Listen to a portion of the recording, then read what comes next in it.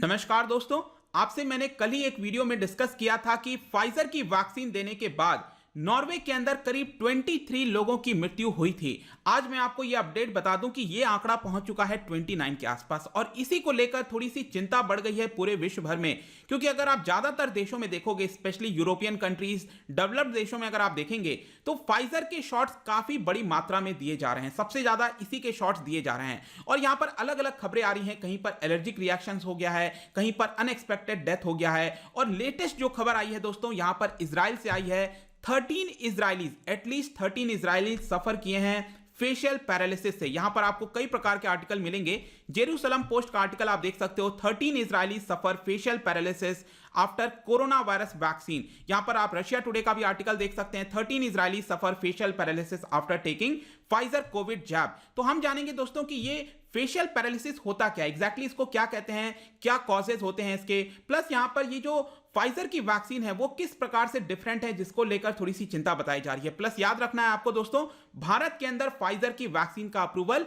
नहीं दिया गया है। डीसीजीआई ने अभी इसका अप्रूवल भारत के अंदर नहीं दिया है, तो यह अभी नहीं लगाया जा रहा है। भारत के अंदर दो प्रकार की वैक्सीन लग रही है, कोविशील्ड सीरम इंस्टीट्यूट के द्वारा जो बनाया गया है और भारत बायोएनटेक के द्वारा जो बनाया गया है आपका कोवैक्सीन। तो ये सारे वैक्सीन भारत के अंदर दिए जा रहे हैं, फाइजर नहीं दिया जा रहा है। तो इसके बारे में और थोड़ा डिटेल में जानेंगे और यहां पर भारत के अंदर भी कुछ थोड़े माइनर रिएक्शंस बताए गए हैं, उसको भी मैं डिस्कस करूंगा। चलिए आगे बढ़ते हैं। मैं हूं अंकित अग्रवाल और अपडेट के लिए आप मुझे फॉलो कर सकते हैं इंस्टाग्राम, फेसबुक और ट्विटर पर। मेरे लेक्चर की हर पीडीएफ आपको फेसबुक पर तो मिलेगी ही, प्लस साथ में आप मेरा टेलीग्राम चैनल ज्वाइन कर सकते हैं by searching Ankit Agrawal official. और अगर आप यूपीएससी की तैयारी कर रहे हैं तो आपके लिए सुनहरा मौका है स्टडी IQ लैब के लिए स्मार्ट कोर्सेज, जिसके थ्रू आप अपनी प्रिपरेशन और भी ज्यादा अच्छे तरीके से कर सकते हैं। तो सबसे पहले देखते हैं दोस्तों यहां पर क्या हुआ है। तो जैसा मैंने आपको बताया, इजराइल के अंदर बड़ी मात्रा में फाइजर के शॉट्स दिए जा रहे हैं। वैक्सीन का पूरा प्रोग्राम चल रहा है। इनफैक्ट 20% पॉपुलेशन को यहां पर वैक्सीनेशन किया जा चुका है इजराइल के अंदर। तो काफी तेजी से इजराइल आगे बढ़ा है इसको लेकर। लेकिन एटलीस्ट 13 इजरायलीज, क्योंकि यहां पर ऑफिशियल आंकड़ा हो सकता है कि और भी ज्यादा हो सकता है आगे आने वाले समय में आए, लेकिन यहां पर 13 इजरायलीज को फेशियल पैरालिसिस हुआ है।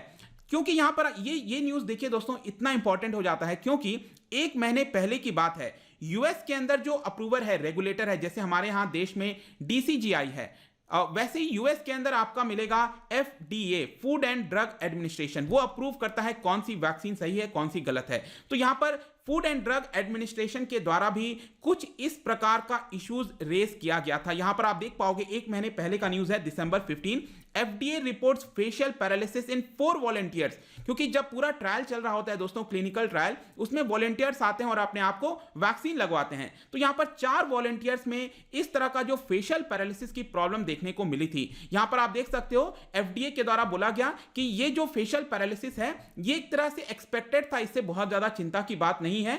इसको डायरेक्ट रिलेशनशिप हम वैक्सीन के साथ नहीं जोड़ सकते उतना ज्यादा, ऐसा उस समय बोला गया था। लेकिन इस तरह की प्रॉब्लम आई थी। अब आप सोच सकते हो कि अचानक से अगर इजराइल के अंदर 13 लोगों को जिनको वैक्सीन दिया गया है, अगर उनको फेशियल पैरालिसिस होता है तो यह थोड़ा सा चिंता हो सकता है। और यहां पर ध्यान रखिएगा, इसको कहा जाता है बेल्स पैल्सी। आपके एग्जाम में आ सकता है डेफिनेटली, क्योंकि ये न्यूज में चल रहा है।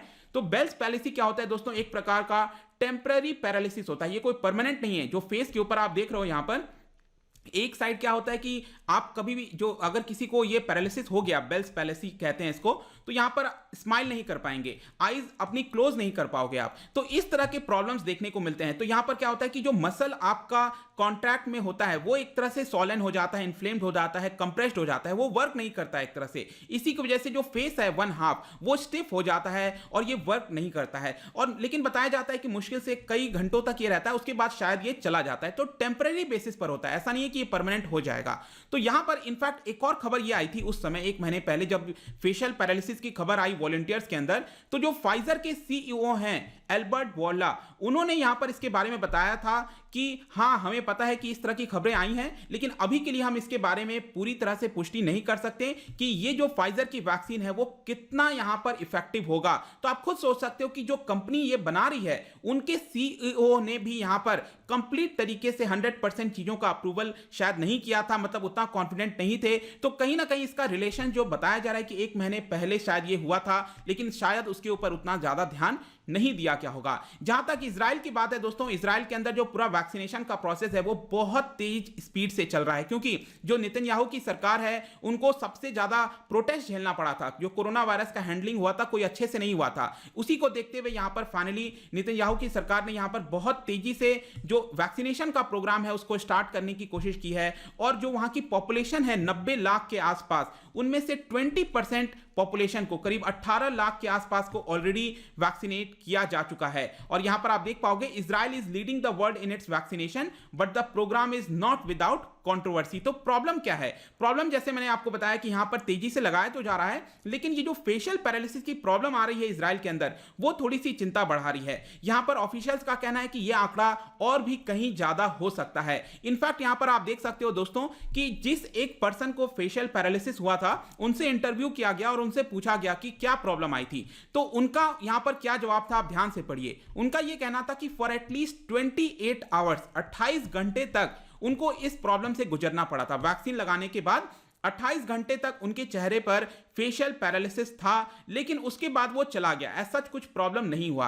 तो ये भी आपको ध्यान रखना है कि हो सकता है इसका ये साइड इफेक्ट हुआ होगा, थोड़ी देर के लिए रहा होगा, 28 घंटा या फिर 48 आवर्स, जिस भी पर्सन को जितना भी हुआ होगा, उसके बाद ये चला जाता है। और उनके द्वारा बोला गया कि उसके बाद हमें कोई भी प्रॉब्लम ऐसा देखने को नहीं मिली है। और इसी को लेकर इजराइल के अंदर एक डिबेट हो गया है कि कुछ डॉक्टर्स का वहां पर कहना है, वार्निंग दे रहे हैं कि आपको सेकेंड शॉट नहीं लगवाना चाहिए जिनको फेशियल पैरालिसिस हो रखा है। कुछ डॉक्टर्स का कहना है कि नहीं, सेकेंड शॉट लगवाना चाहिए, क्योंकि आपको पता होगा कि जो डोजेस दिए जा रहे हैं यहां पर सेकेंड शॉट भी लगवाना होगा।